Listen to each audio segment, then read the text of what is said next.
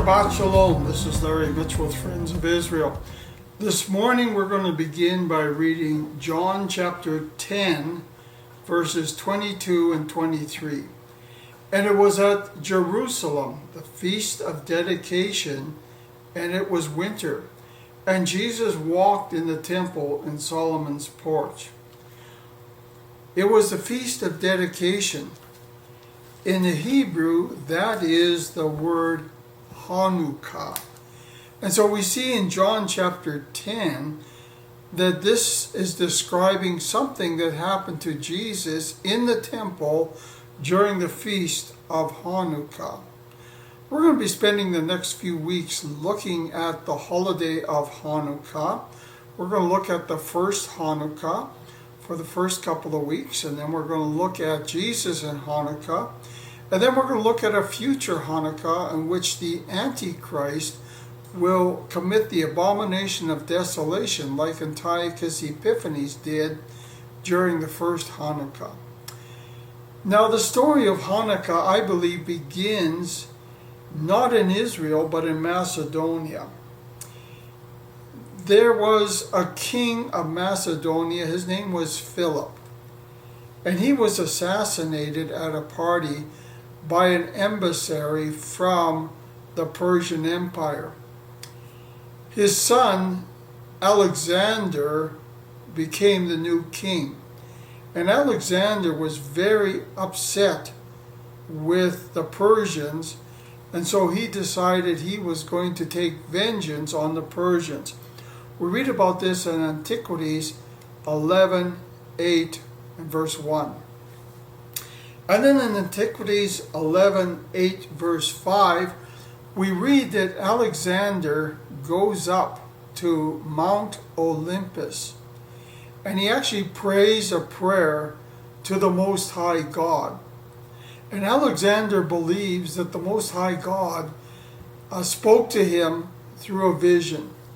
And in this vision, Alexander the Great sees a man dressed in a strange garment who beckons him over to Asia. And Alexander believes that this was sent to him by the Most High God, which the Greeks called Zeus.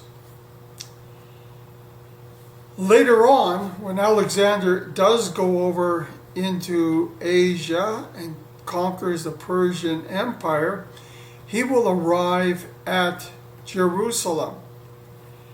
And when he comes up to Jerusalem, the high priest called Yehuda gathers together the religious leaders of Jerusalem, knowing Alexander the Great was coming, and they prayed to the Lord. And they felt the Lord had indicated to them that they should go out and meet Alexander with the high priest arranged in his clothes of splendor. The high priest comes out to meet Alexander. Alexander gets off his horse, comes down, and bows before the high priest. One of his generals thought Alexander was crazy, but Alexander said, "No, I am not crazy. This is the person I saw in my vision in Mount Olympus." And Alexander said, "I am not bowing down to the high priest, but I'm bowing down to the God whose name is inscribed upon his mitre." Alexander the Great then was taken to the temple, and the high priest helped Alexander the Great do a sacrifice to the Most High God.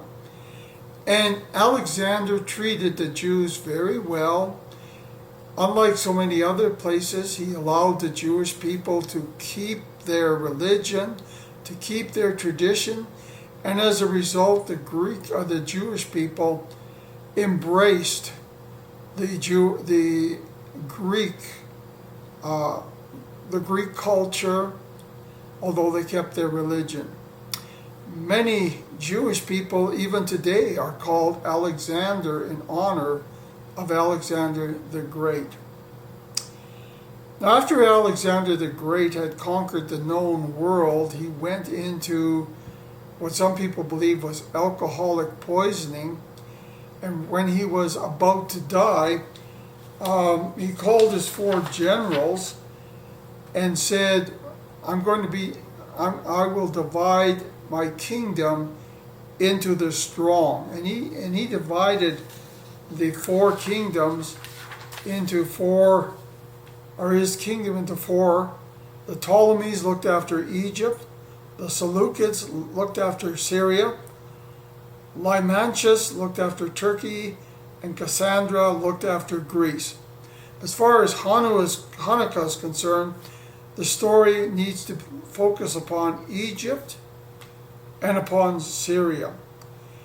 And by the way, the coming of Alexander to Persia and the conquering of Persia have been prophesied in Daniel 8, 6 and 7, and Daniel 8, verses 20 and 21.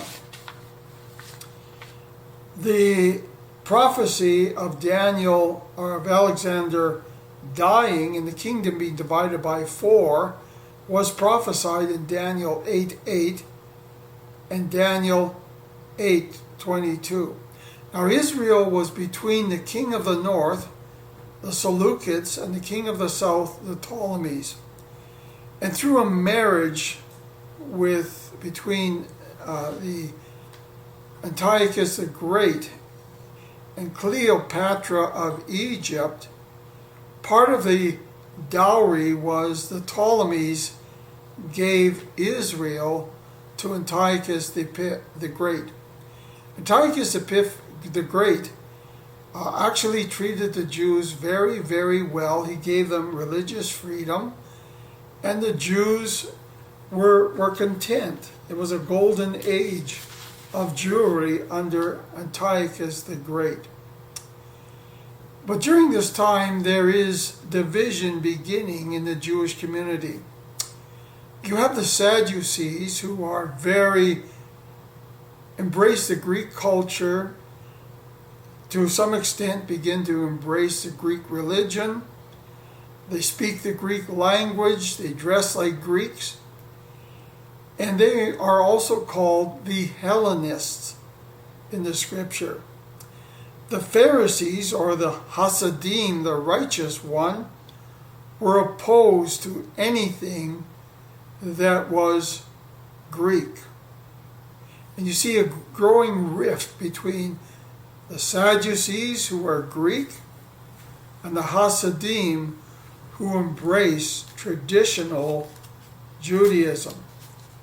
And so this continues to grow, and we see this in Acts chapter 6, verse 1, where we see that the Hellenists opposed the Hebrews.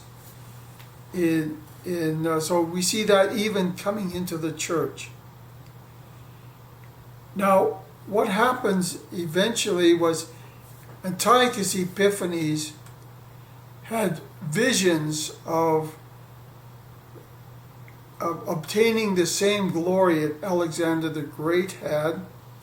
And so he decides to go north and try to capture Greece.